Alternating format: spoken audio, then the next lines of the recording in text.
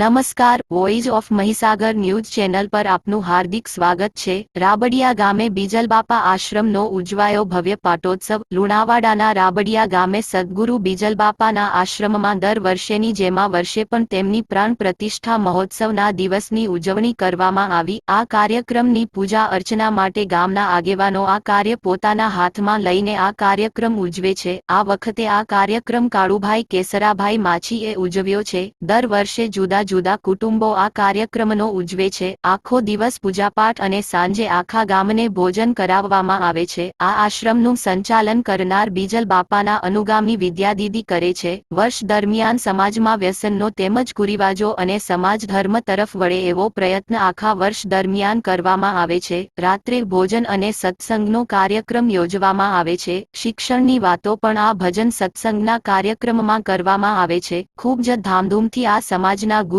એવા બીજલબાપાના આ પ્રસંગને માનનારાઓનો સમૂહ ખૂબ મોટો છે। Bureau report, voice of Mahisagar news.